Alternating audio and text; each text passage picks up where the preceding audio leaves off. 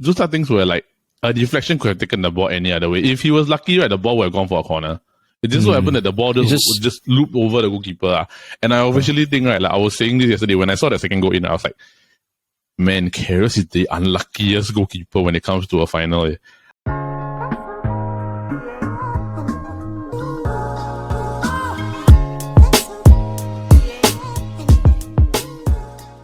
Glory, glory, Man United. Glory, glory, Man United. Glory, glory, Man United. As the Reds go marching on. Yes! After 6 years, bro. After 6 freaking long years, right? Manchester United have finally won a trophy. A proper trophy. Not those type of like pre-season tournament trophy, like a proper trophy. The last time they won the Carabao Cup, right? I was in SES. I was waiting to pass out my graduation period. NS period, bro. I think I don't need to ask you how you feel. I already know how you feel. So it's like, you couldn't watch the game, but I have to wake up just to check the live score. It's like I woke up at 3 a.m. just to like constantly refresh the live score. But I was like, yeah, man, but come on, let's go. Finally, man, and the thing is that like I feel that we were in control, but we won't get too much into that. We have a bit more of that discussion later on, right? But bro, so after that, how you feeling? I just got to ask. I feel that now the players just know how to win. Yes. As in, finally they learn how to win. Because if you think about it, right, players like Rashford, Maguire, right, they lose the Europa, they lost Euro final. Yeah, so to them it's just like this is the first time they won, Yeah, I agree. I agree. Actually like super ecstatic. When I saw them lift the trophy, wow, I was so happy. It's like it's a different kind of United now. It's a different relief lah, and like it's something that is like finally, like we are not back where I think we are, but we are getting close already lah. We will take the Mickey Mouse Cup first. Yes, I will take a trophy, man. I will take any trophy. I will take the Mickey Mouse Cup. Yeah. Yeah. Okay. All right. Before we get into it, and before we go on about Man United, right, we just want to say welcome to the Football Kaki. I'm your host Eldad, and I'm joined by Paul. And once again, the two Man United fans here. Unfortunately, Jordan is unable to be with us today, but we will have him back next week. So we just wanted to say to everybody, thank you for giving us a listen today. And we also want you to just continue listening on today as we talk about the EFL Cup final review and of course our upcoming Champions League second legs. So we're not going to cover all the games for the Champions League, but we are going to cover some of the more important ones that we think should be worth the discussion. So with that, let's get into it. And once again, Glory, Man United. All right. So yes, we have been talking about Man United winning, and me and Paul have been saying glory, Man United for much of the introduction. But I mean, we got a lot to talk about, and it's the first trophy United has won in 6 years, right? And I do think, like, after watching the game yesterday, I won't say it was relatively one-sided, but I do think that Man United had control for majority of the game. Bro, what do you think?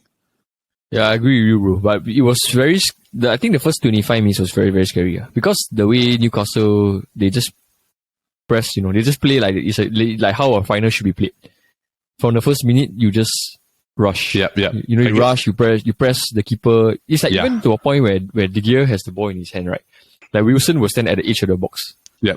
Just to put pressure, Yeah. So, but then after the first goal went in from the free kick, right? More or less, you could tell that Newcastle was panicking lah, Then the second goal, it was quite more or less. It was all about game management after that. It's like we have to game manage for like maybe 60 minutes, I think. Yep. Quite a prolonged period of time actually. Like I honestly think that like if let's say you were to watch the game as a whole, the first few moments of the game are like what you said, Newcastle were relatively in control. They were in control, right? Then all it just took was that one mistake, one foul. And then a cross in, then Casemiro 1-0. But I thought the VAR took super long. They're just trying to double, triple check all this so it's a normal kind of thing. But all this, it's like if it's a goal, it should be a goal, But then every week we see like the hand, the elbow offside and all that. Yeah, like at first glance I thought it was offside because it looked like Casemiro's foot was slightly ahead, right? But the only thing that I have a gripe about the VAR, right, is that they never show the direct inline angle. They always show the off angle one. So I think they need to set the rules straighter, I think, or like to a point where it's like for fans like us, once we see it, right, then we have no question that it's offside or it's onside, you know. Yeah, but it's like, okay, it's too much ambiguity, I feel. I think so, and I also think that maybe they are trying to remove like the need for like the human error need lah. But the thing is that even with VAR, right, there is still human error. No, I think that, to be honest, right, there's nothing wrong with VAR. The human error comes in when they decide to use it, or they decide not to use it, or like the lines where they start to draw and all that, right? It's all very subjective to the person's opinion, ma. Yeah. Yeah. But nevertheless, it was onside and it was a goal. Yeah. And I think after that goal went in, right, we had a bit more control already after that already. It's like we had breathing space, lah, I feel. So it's what we need actually, because to be honest, I feel if we concede first, right, we're gonna start panicking and then we're gonna do a lot more mistakes than we were already doing in the first half. But we were actually doing quite a lot of things already. Like I was actually quite worried that Fred was gonna get sent off before halftime. Yeah, and Dalot was getting destroyed by Saint Maximin. Yes. Yeah, so up to the first half, these two things all like were the concern. Dalot and Fred were on yellow already. Alright. Yeah, but then the second goal after Weghorst picked up the ball and square to he threw ball to Rashford, right? Yeah. Yeah. It's just an unfortunate goal for Newcastle to concede, I feel. Yeah, I mean, but it's like in a way you have to force the error, lah, you know. Is those are things where like a deflection could have taken the ball any other way. If he was lucky, right, the ball would have gone for a corner. It just so happened that the ball just looped over the goalkeeper. And I officially think, right, like I was saying this yesterday when I saw the second goal in, I was like, man, Karius is the unluckiest goalkeeper when it comes to a final. Eh. Like, it's like you can't make that shit up. Eh. You can't script it, right? Yeah. You can't script it. Eh. You can't make that type of stuff up. I was like, oh my goodness. But Karius. You know what they say, lah? They say luck favors the prepared, so. But I don't think Newcastle was underprepared though. I think they were actually quite.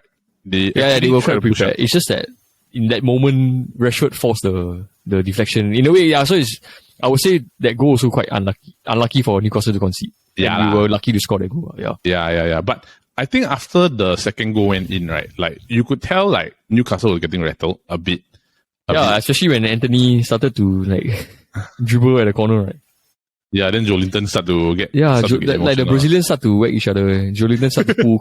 he pulled Casemiro down and all that, right? Yeah. Yeah, correct. So, those are things where like the composure also of like being in those type of like games also does help also. Because like, must remember like Anthony and Lisandro, right, they have played in like big games for finals for Ajax, like in Holland lah.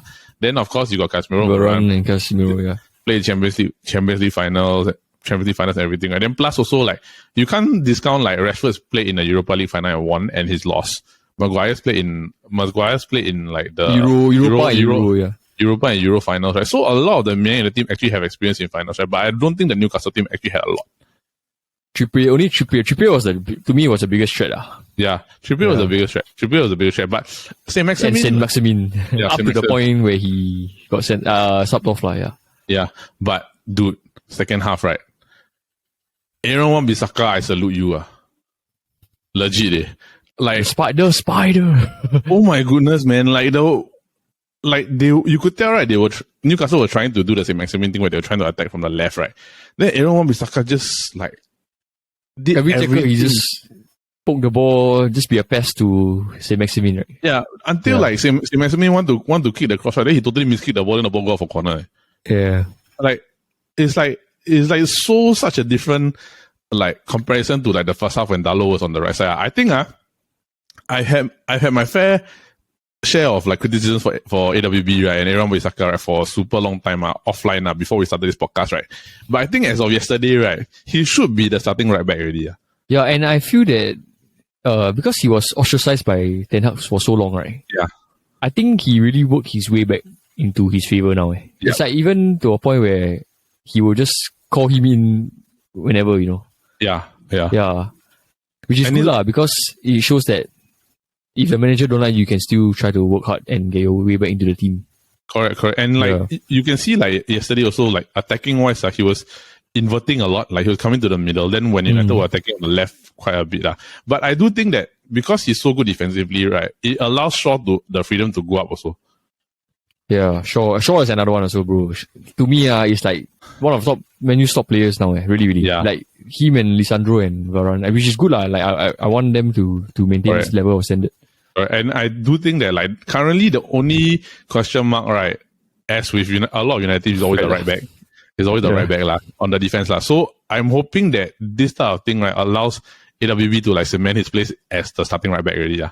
Like finally eclipse Dalot from that position. But you do know why, right? Like I think Dalot is better going forward. But when we are 2-0 up, I think it makes sense to just bring Bissaka into Shaw the right back up, you know. Yeah. But the thing is also like you could see also after halftime, right? The second half, the only thing we were doing, right, was we were just trying to close out the game already. Because it's the final, right? You don't need to score more. The amount of goals you score don't really matter. You just need to win the game. Yeah. You just need to win the game. You just need to not concede.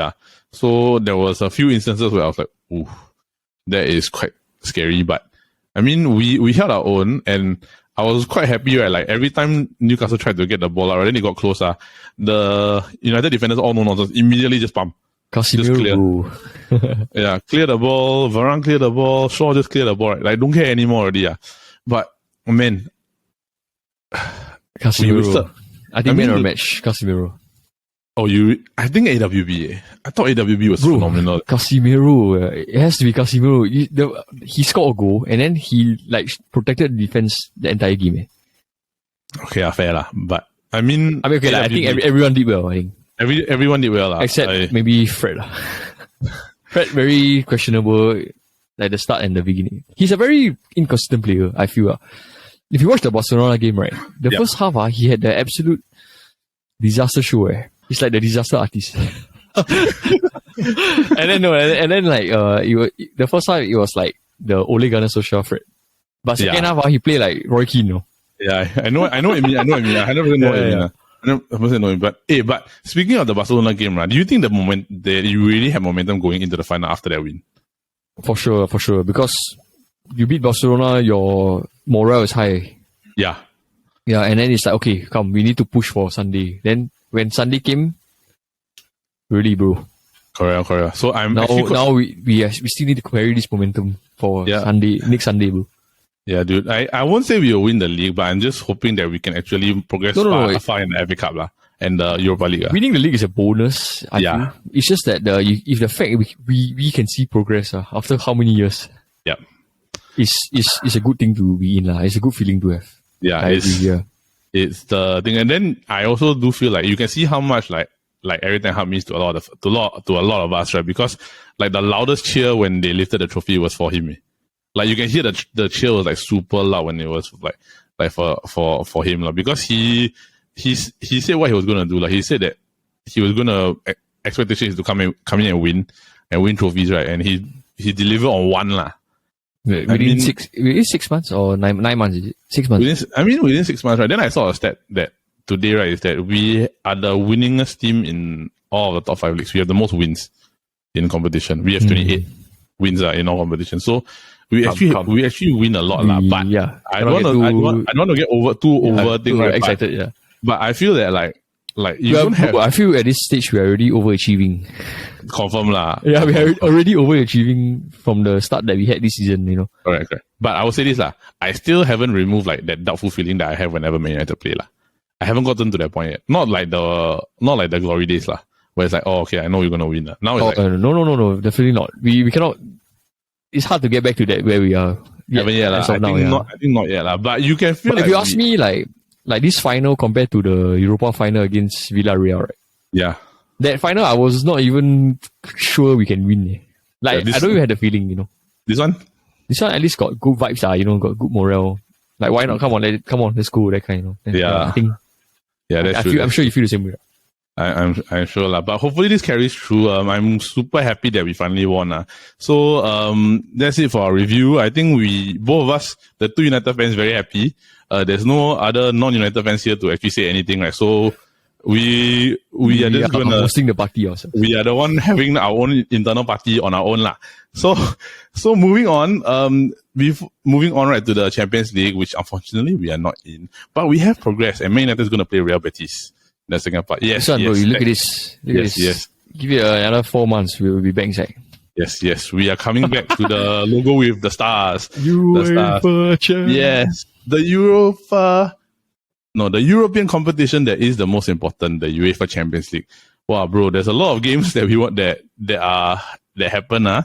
They're big ones, right? But I think we're only gonna take probably four of them, and I think they're the main big ones, because the rest of it, I feel like there's not a lot of like intrigue compared to this year, which is which is Bayern PSG, Real Madrid Liverpool, Man City RB Leipzig, and Chelsea versus Dortmund .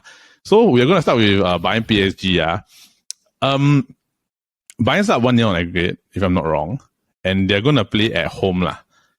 So I got one question, bro. It's 1-0, yes, but does PSG stand a chance or not? Or is it just a state of PSG just being PSG in the Champions I think League? if you have Mbappe, right, you always stand a chance.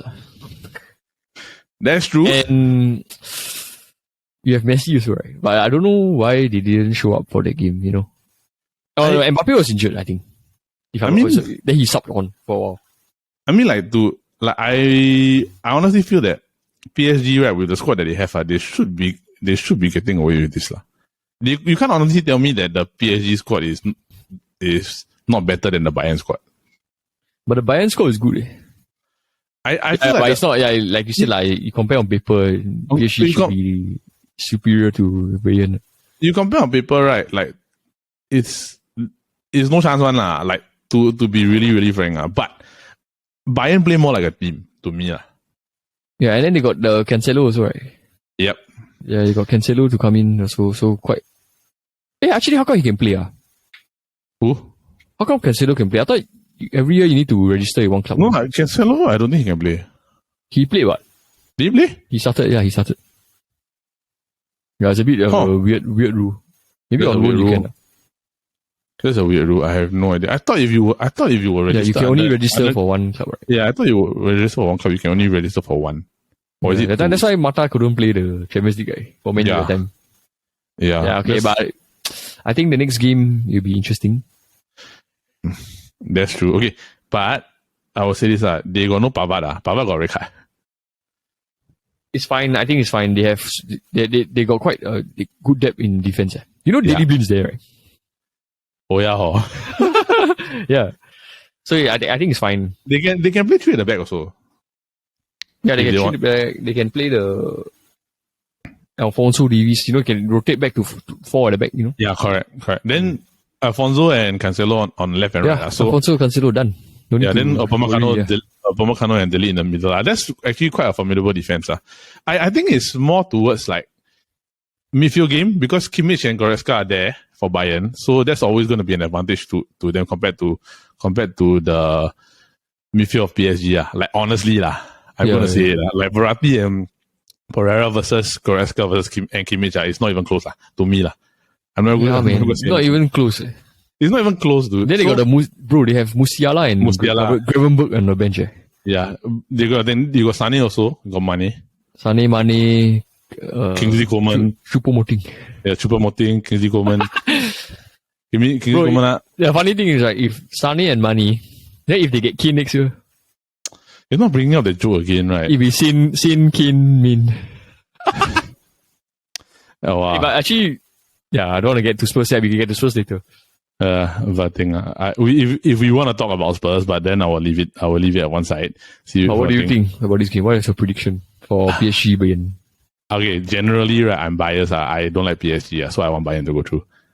I think it's going to be. I think it's probably maybe going to be. It's such a PSG thing, right? If they you get eliminated now, Yeah. But the thing is that at least right, they didn't crash. Crash, it's like the final, No, it's like you lead 4-1, you lead 3-1, then you suddenly you find yourself you lose 6-1 that one, right? You lose 6-1, you lose 3-1, you're out of the Champions League already. Against the Barcelona game, right? Yeah, it's those are things where like if PSG crash out right through the most dramatic fashion, right, it's just PSG just being PSG. So I'm gonna call it. I think Bayern's gonna win. My prediction is probably maybe Bayern 2, PSG 1. Okay. Hey, if it's 2-1, then they win 3-1 on aggregate. They win 3-1 on aggregate. I don't see how PSG won't put out a fight. So I'm maybe a draw, like a 1-1 or 2-2, you know. 1-1, 2-2, right? With Bayern still, but I'm gonna say PSG will go through. I'm gonna guess. I'm gonna try. So you're gonna go 2-0. I think PSG win 2-0. Okay. So you are going PSG and going Bayern. Okay, Ken. So we will see what happens. Then we will see what's gonna happen during the second. Who gets it right? Yep. Who gets it right? All right. The next game, Real Madrid Liverpool, bro. Wow, this one. No comment, bro. This one. Is firstly, it was a game of two goalkeeper mistakes. You know. Yeah, it was. And to be honest, Liverpool were in the driving seat. If you they were in driving seat from the start. Yeah, if you can score 2 against Real Madrid like that, right? Yeah. The way they started, I think is something to be positive about. It's just that if we know about Real Madrid the past few years, right? You score first doesn't mean you will win. Yeah. I mean, like you scored 2, then but the Coton mistake was horrible, bro. Oh, that was such a So in a way that you can say that Liverpool only scored 1 like legit goal. Yeah. Like how also like Real Madrid only scored 3 instead of 5, you know? Yeah. Because 2 of the goals were like luck for Real Madrid also. And 1 goalkeeper error, yeah. Correct. But it doesn't take away the fact that Real Madrid basically chewed up Liverpool. The Champions League is like engraved in them, yeah. Correct, but the thing is that it's Anfield. Okay. That's the thing. That's the thing about it. It was Anfield, and I mean, like people have gone on record saying that Anfield is the most intimidating atmosphere in Europe right now, lah. Like that, one of the hardest to play. Then you show up against Real Madrid, the team that beat you 1-0 in a final last year, right? And then you go and lose 5-2. Tough. If you saw a lot of the goals, right? The Vinicius goal was it was like solo effort. So that one you have to give it to him. Then second one was the Alisson mistake. Yep. The third goal, right? It was the trend that never marked him. He let Adam Militao run, right? Yeah, he let Adam Militao run. So the cross came in, he straight away headed in. Then that one is defensive mistake, lah. Right. The fourth goal was the deflection of one of the defenders, and then he went past Alisson. Yeah. The fifth goal was a counter attack. So but you cannot really say that. Oh, they scored because they counter attack. Because you Liverpool also know they have to chase the game, So naturally you will commit more men forward. So you are susceptible to that kind of counter attacks, It's just that Real Madrid took the chance, Correct. And it's interesting because like you also can't say that age is a factor in this game because Real Madrid have an equally old squad compared to Liverpool also. Yeah, you saw the Modric goal. You saw the Modric run from the midfield, right? It's like 37 and he's doing that kind of thing. And like players like Fabinho are all younger than him. Yep. So I mean, I don't know, but honestly, right, bro, do you think Liverpool have a chance at all? If it was the other way around, if they play at the Bernabeu 5-2, then come back Anfield 3-goal, right? Then maybe got chance.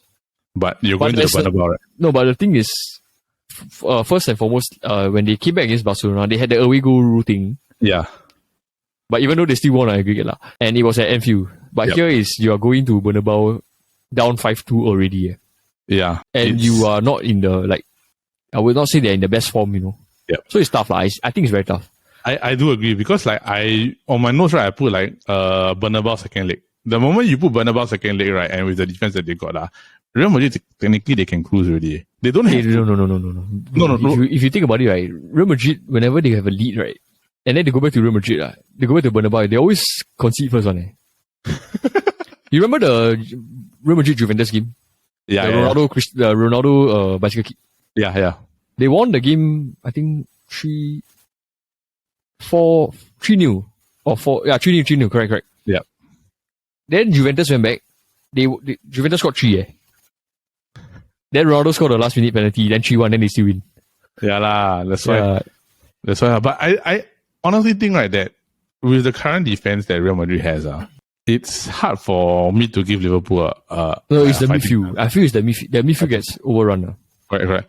I mean, you're talking about the front three, right? So Militao, Rudiger, Alaba, they're all very, very good defenders. So if they wanted to mark Nunez out of the game, right, they technically can, if they really wanted to. But I agree with you, the midfield is different. It's night and day, I feel. It's night and day. Then if they really wanted to, they can also put like Valverde in midfield, Camavinga, Tchouameni, and then you combat that with a younger midfield versus the Liverpool's aging midfield, right? Also same problem also. And there are Vinicius and Benzema.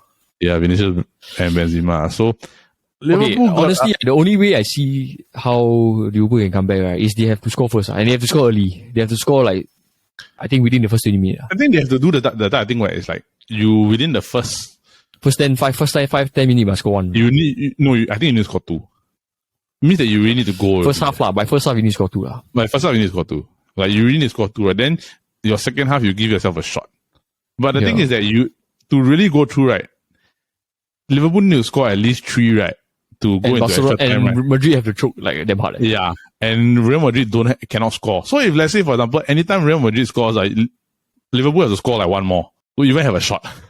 Yeah, but the only good thing is the away goal rule don't count for Real Madrid now lah. Yeah, but I think that one you do that because if the away goal rule don't count, right, Real Madrid need to. If the away goal rule had been in play, Madrid got 5 away goal.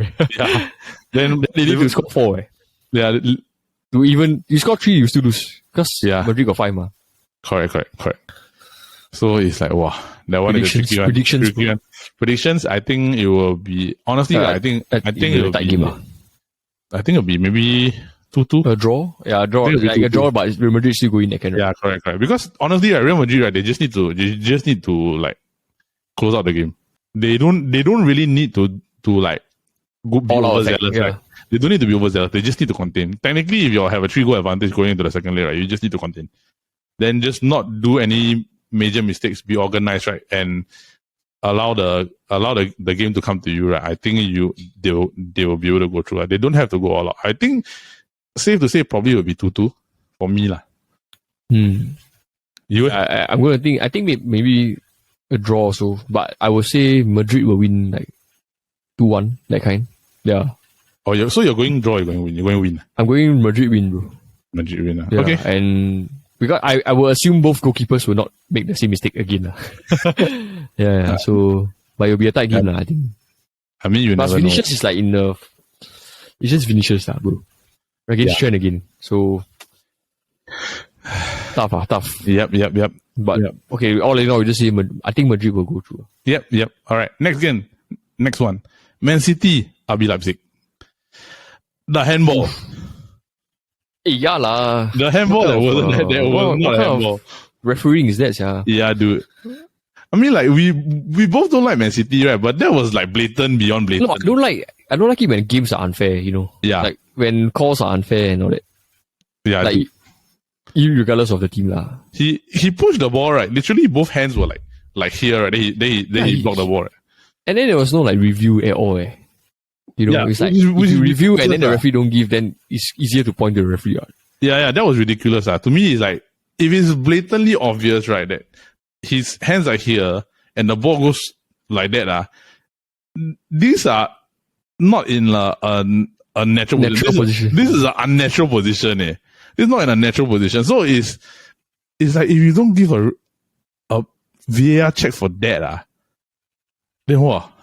Bro, I think it's just UEFA. Really. I don't want to say much, but then the refereeing level between EPL and UEFA level is very questionable. Yeah. As evidence, with so many times we experience it. Correct. But I mean, this one, I don't really have much comms about this. I do think Man City is going to go through. Yeah, they didn't start De Bruyne. De Bruyne didn't go because he was sick. So, I mean, it's like, you don't have key players, right? And honestly, I don't think that the Man City team, right, is worse than the Leipzig team. So Man City team has a lot more quality, and I do think that they're going to go through. So I really can't really find any fault with this particular game. Should be a straightforward game. Should be. This one we don't really have much to talk about because it's going to be straightforward. It's just Man City to go through. I think it's going to be like 2-0. Yeah, I don't really know the score, but I think definitely 1 or 2 goals advantage to City . Yep. This one I don't think we got much to say other than it's a bit obvious that it's going to to be Man City going through. Okay, Next one. Our favorite club in blue. The one club that brought the angry Red Man back. Chelsea Dortmund. Chelsea is losing 1-0. The state of the attack that is Chelsea. Are they going out? I have no idea, bro. They play them next week, right? See whether Potter is there lah. If Potter is there, then maybe they will lose. You think he's going to get sacked before the second leg? How can you? I'm pretty sure right now, as we speak, right, they're already in like some crisis meeting. Whether to or not to sack him. I feel if you don't have this kind of conversations, then what are you doing, sir? You know? Yeah, that's true. Like I saw the record. Last 13 games, they lose 7 games. That's like more than half the games they lost. Yeah. You don't even include how many draws they have, but it's like, I'm pretty sure it's... And the weekend, they didn't score again, right? Yeah. Bro, 1 in 6, I think it's 1 in 6 that they never score, The entire February, they only score 1, I think. Right. I'm super confused, Like, Ziyech, Havertz, Sterling, Mount... Oh, bro, the Havertz one. How was that not a red card? The Ziyech, right? Yeah. Ziyech. Another refereeing blunder. You know? Actually, I'm very confused about it. Like, if you think about referees, right? Like, if Casemiro can get a red card, right, for holding a guy like this, yeah, and then you strike the guy in the face. Yeah, you strike the guy in the face, right? Then you get yellow for that. Then the Palace player was punched Fred in the neck, right? Who is the Palace player? You can remember? The Ayu. So Ayu punched Fred in the neck, and he doesn't even get a card. Casemiro gets sent off. Ziyech pushes the guy in the neck. Slap his face, bro. Yeah, push the guy, slap his face, right? And he doesn't even get a red for that. So what is considered confrontation, or what is considered a force of violent conduct? Yeah, I want to know who is making these calls, you know. Like, yeah, dude. Is there a rule book there? Are they following the rule book, or like what constitutes violent conduct? Yeah, right? How is that not violent conduct? It's like if you slap in the face, right, or you punch anywhere, it's like, and you get yellow only. It's like you punch somebody outside, right? It's already you're gonna kena already. Right? Charge for assault, right? Yeah, but then you do that on the field, it's a yellow card. I'm like, then like every just slap somebody, right? Correct. But maybe he frustrated. He never go PSG lah. But still, it's just so inconsistent, man. I don't like this year the referees has been bad. Correct lah. But I mean, and I also do think that Dortmund this year they've been pretty good so far.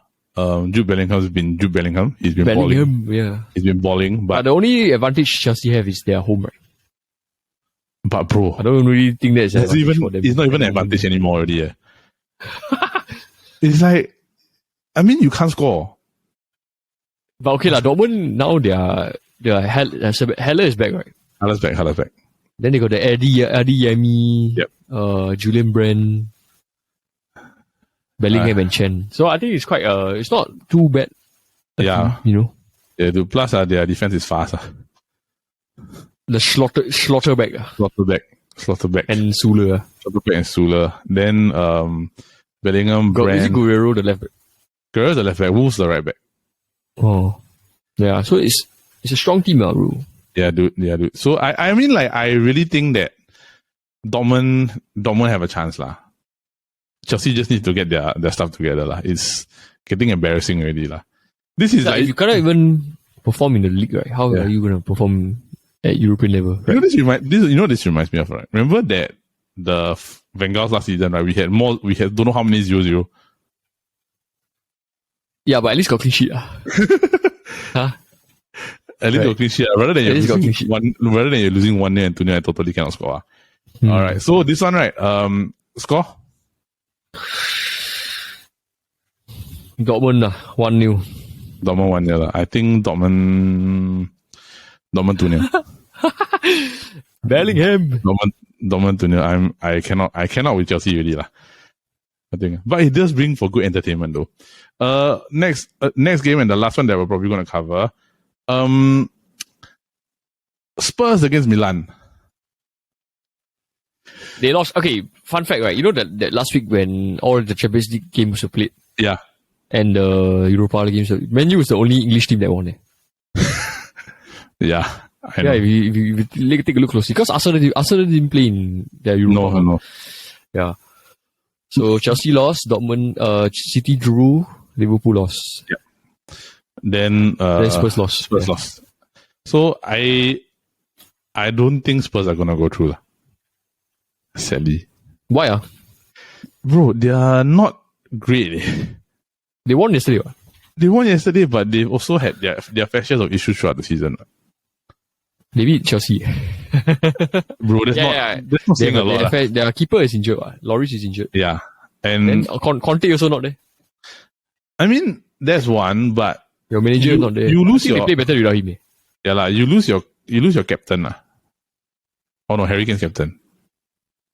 Now. Because Lloris is captain. Lloris is captain, right? Lloris is captain. Yeah, right? I mean, you lose your captain and your goalkeeper, and then of course you're going to play Milan, lah. But the thing is that maybe their advantage is because Spurs is at home. Yeah, but if they only win 1-0 there, it's also you'll go to extra time. You'll go to extra time, lah. I think Spurs probably maybe need 2-3 goals, and knowing the fact that they already have Harry Kane is actually quite a beneficial thing, lah. But then again, Milan, I do think they actually do have a good team. So I can't really say much or anything bad about. Wow, bro, this brings back like memories. Milan in the UEFA Champions League, bro. Yeah, bro. But you I don't want to be mean, like you can't hold this Milan team can't hold a candle to those old ones. I'm just gonna be frank, lah. There's no way this Milan team can hold a candle to those epic Milan teams. That 06 Milan team, right? Yeah, that team was too good. Okay, so this one, what's your score prediction? Spurs. Okay, I'm gonna support the English team here. Spurs will win 1-0. Then they go extra time. then maybe penalty shootout. I think. Yeah. Wow. Okay. If penalty shootouts, who's winning? I don't know, bro. But they got Harry Kane. That missed the penalty. That's why I stayed silent. I didn't want to say anything. Okay, good thing that they don't have Lloris, you know? Yeah. Lloris can't save penalties also. So, but they're going to play Fraser Foster. Yeah. Fraser Foster is decent at saving penalties. I think if it's penalties, it's 50-50 lah. You got to see who miss and who score low. Yeah, that's true. All right. But they got Rafael Leao. I mean, you got Rafael Leao, you got Theo Hernandez, Tonali. Got Giroud, yeah. Giroud, bro. Giroud, anytime you just swing the ball into the box, like he can immediately have a header. Goal! Quite easily. Yeah. Quite easily. So I got no really much comments there. Okay. So I think that's it for our roundup.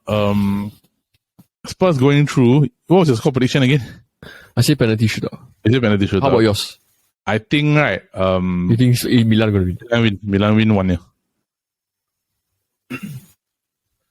All right. 1-0 lah. So Spurs will go out without having not scored a goal in the knockout stage. All right. So that is it for our UCL roundup and our EFL roundup. All right, so that is it for this episode of the Football Kaki, brought to you by the Chit Podcast Network. And once again, if you have been listening to us from the very start, we hope that you continue to listen to us and join us for our various shows that happens out throughout the week. Every Monday, we have the Kopi Bros, and every Friday, of course, we have our flagship show, the SG Draft Podcast. So do continue to give us a listen. And for everybody listening in to the Football Kaki and all our other shows, thank you once again. And from the Football Kaki boys, don't forget to up the Kaki. Glory, glory, Man United. Glory, Man United. All right, boys. Thank you so much. And thank you, everyone, for listening. We hope to see you soon. Bye-bye.